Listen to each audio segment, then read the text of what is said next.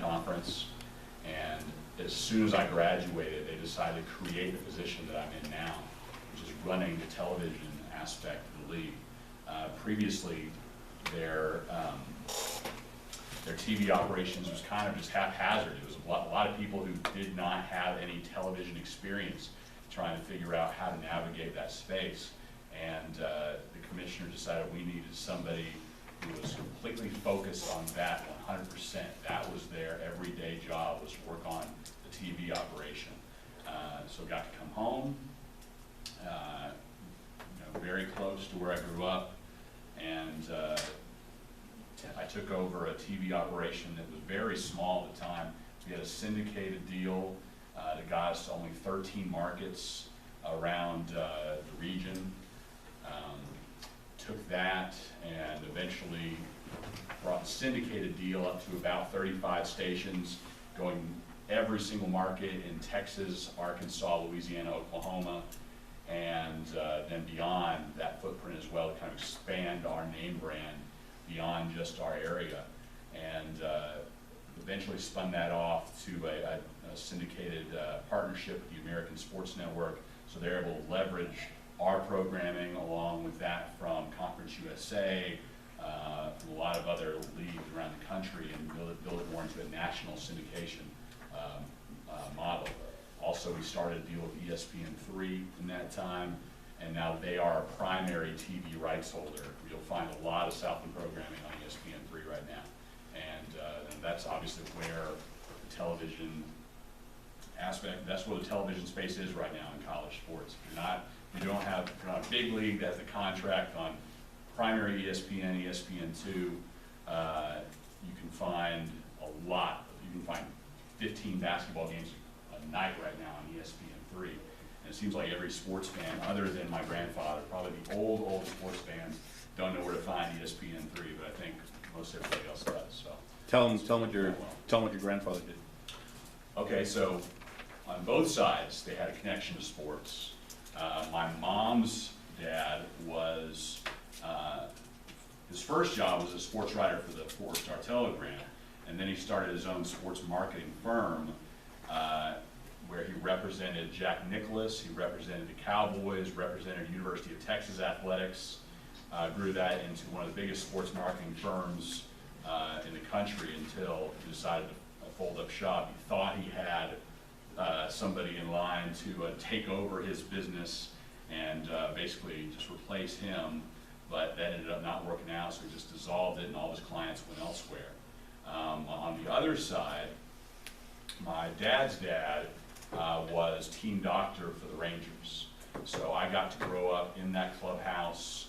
We went to spring training every year, got to be in spring training they let any kid be a bat boy, and that was awesome. But to be an actual bat boy during the season in the stadium, you have to be 16. You have to be able to drive yourself to work every day. So that was my summer job when I was 16, as a bat boy for the Rangers. So it's not as glamorous as a lot of people thought it would be. It's a lot of shining shoes. It's a lot of cleaning up the dugout, but still beats a lot of other summer jobs that my friends had. That was for sure.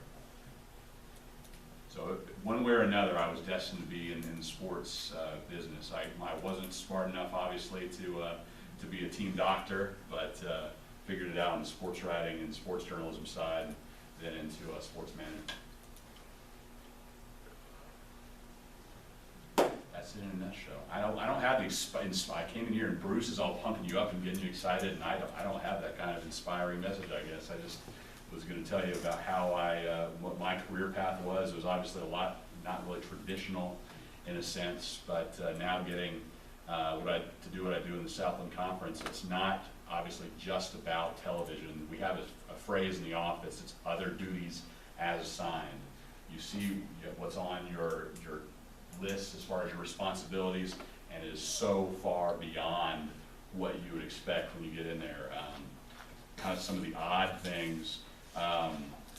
So at our at let's say Big 12 or one of the other really big conferences, they have at their basketball tournament a pre-made floor they come and bring in and lay down in whatever venue they're having their tournament at. Smaller leagues like ours, we get in there and we have to use the floor that's already in the arena, and all the members of the staff are, the night before the tournament starts, laying down those decals that go on the floor. So that's an all-night project, taking those decals, getting every little bubble out to the sticker, and making sure it looks right on TV. And hopefully, if we did our job right, when you watch those games, you can't tell that they're stickers. You think it's part of the floor. When I put that tweet out and you saw that, you need a degree in sports management. Yeah. Explain, and we talked about it, but I mean, explain to them, and we've talked with other people about how we had a student last year who wanted to do sports management, but then realized, I'm going to UT, maybe I should, if I want to be able to move myself across the spectrum of the industry, maybe I should focus on a finance degree and minor in it, or things like that, or with a marketing degree, or things like that. And that's a big thing for them to understand, that to be successful in it, you don't necessarily have to have a degree in it. Right. No, I think it's more about the experience than anything else. The degree, sure, you have to dabble in that and take some of the classes to get the basic aspects of whatever business you want to go into. I spoke at a journalism class at a high school in Houston last week, and I had a couple of the students who were really interested in going down that path, and they had heard some advice that if they want to go into journalism, don't get a journalism degree. Go do something else and get that experience in journalism while you're there. But you'll be much better off. Say you want to be a political reporter, major in political science, maybe minor in journalism, but it's better to get an understanding of another part of the field. And I'm sure plenty of people who have majored in sports management have gone on to be very successful in the field. I'm not sure anybody in our office majored in sports management, honestly. It's more about the experience you gain, those internships that go into those first jobs, and I'd much rather have somebody who is practically experienced and has that street smarts is more the way to go about it. The book smarts, being able to get your way through classes in that subject. What's the worst, in any job, what's the worst thing you had to do, but it was just because you had to do it? Well, it was a job that I had to have. I'm trying to think of it in the jobs related to this. Between my first job in Iowa and my next job in Dallas, I had to take a temp job doing data entry at Citibank. So that was terrible, but that was to keep paying my rent. Data entry at a bank is the worst thing you can possibly do, and I highly recommend you stay out of it, because it is a stack of checks that never goes away, and it is all day. Account number, amount paid. Account number, amount paid for 9 hours, and it's beyond terrible. As far as the jobs that, relating to sports, I'm trying to think, there really isn't that much that's terrible. Gosh. Or least favorite? Yeah. Laying of decals is not fun on the basketball court the night before the tournament. So it takes all night, and you're just down on your hands and knees. Oh, this is never ending.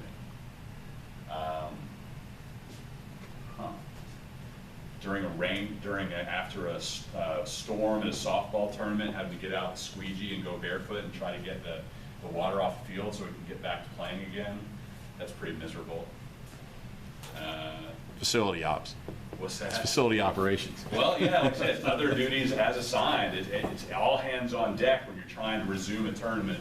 And we had, I think in that tournament, we had the fence blow over thanks to a 60-mile-per-hour winds. We didn't think we were going to be able to play at all, and we finally get out and squeegee the field and get things back going again, and end up.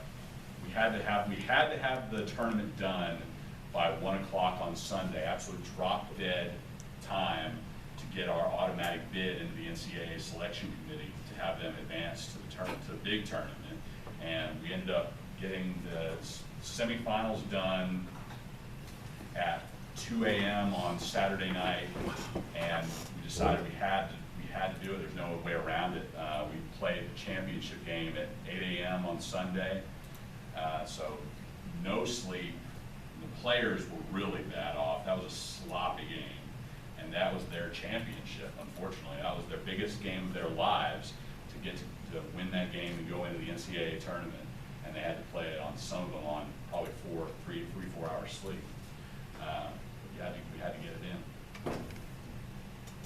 Opportunities that I'll put this up, here's your directory.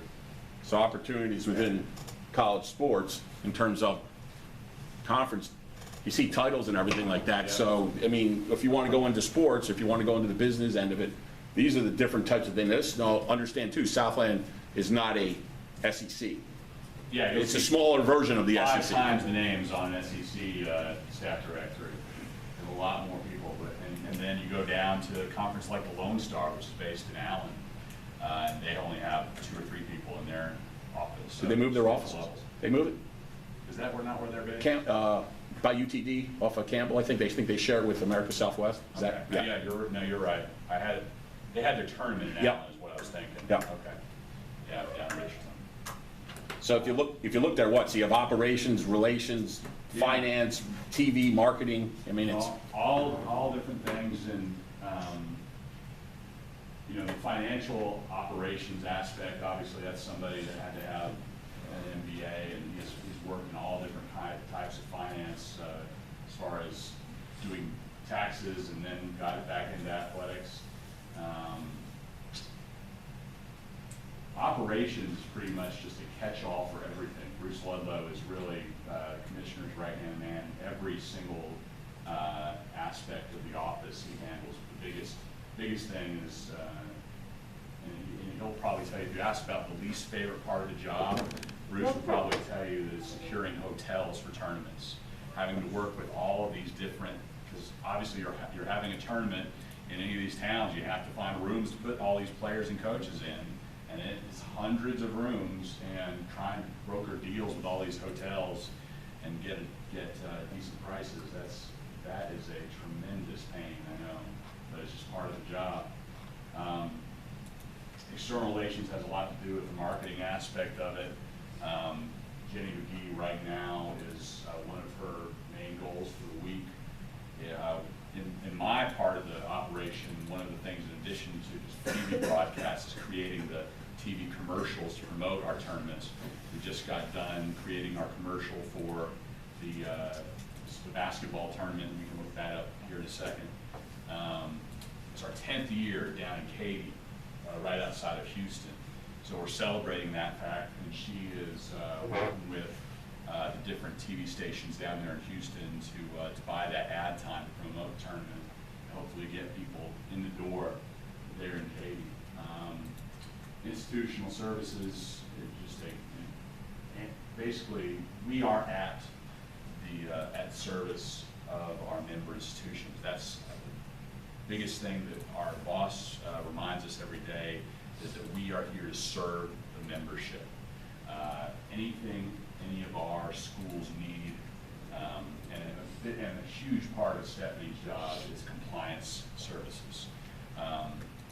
You'll hear anywhere in college athletics about people having to do things the right way, as far as NCAA rules regarding recruiting, regarding any kind of, obviously you have to help play, you have to give players money for meals, you have to put them up in hotels, and there are little things. I want a school will call and ask if they want to be able to do a certain thing for a player, and Stephanie has to know that NCAA rule book like the back of her hand to be able to tell them, no, that would be an NCAA violation.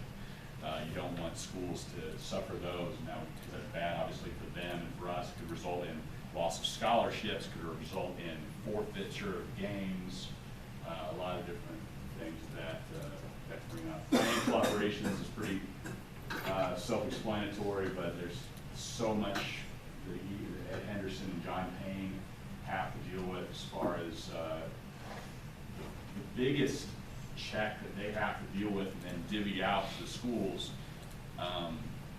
Biggest moneymaker for a league of our size is the NCAA basketball tournament. You'll hear about game shares, and every win, every appearance you get in an NCAA tournament gets you a certain share, but then every win you get a bigger share, and that is broken up over the course of 5 years, and it's a lot of money, and that gets shared between all 13 of our members. Strategic communications guys, those, you deal with all of the, in addition to the publicity, press releases, social media, it's a lot of the record keeping. So they have to keep the record books for all of our different sports. Anybody needs, players coming up and about to hit their 12th three-pointer in a row, they have a record for every single thing in every single sport, so you can look it up immediately and figure out, okay, that's going to set a new conference record. And executive assistants, as you might think it is, basically secretary type thing, anything you need as far as shipping, as far as putting meetings together. Tammy, and like our previous executive assistant, didn't have any kind of background in sports, simply a secretarial background, but she got a pretty good handle on what we do and how we do it, and the best ways she can help us, kind of learning on the fly. Jeremy Villanueva is our newest member of our office. He just joined us as a communications assistant, which is a year-long post that we have for postgraduate students, somebody who just finished their college degree. And he'll work in that position until July, I believe, and then hopefully he'll use that and all the connections he's made in that position to get a full-time job at another conference or a school. You do youtube.com/Southland Conference, you can see that new commercial we just finished with basketball.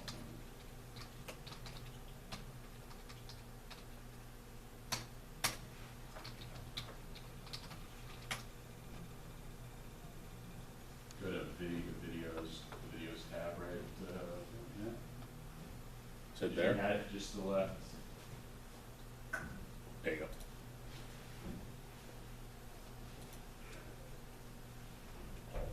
Huh. Where are they? What's wrong? That's not right.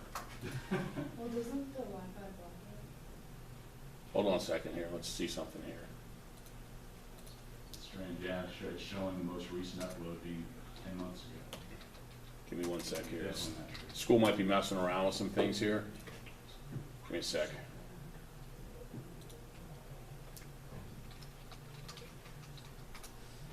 They kind of play around with you. Gotcha.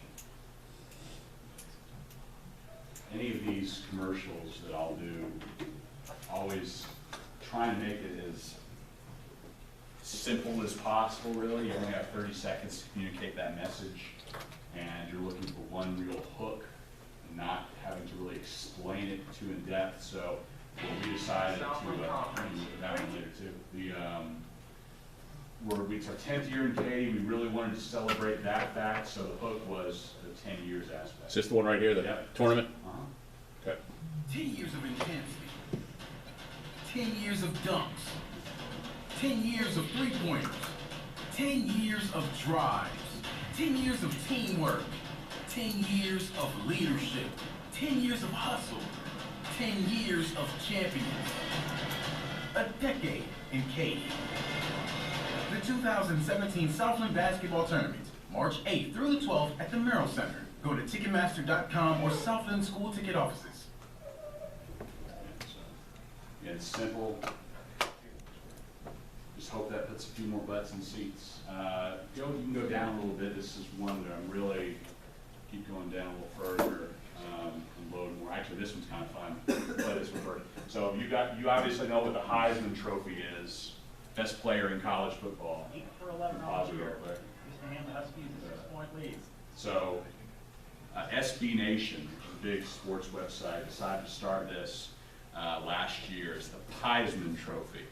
So, Heisman Trophy, but for a big guy, big guys like pie, Heisman Trophy. So it's been a really fun new deal, and anytime you see a big guy making a play in football, he'll submit it, and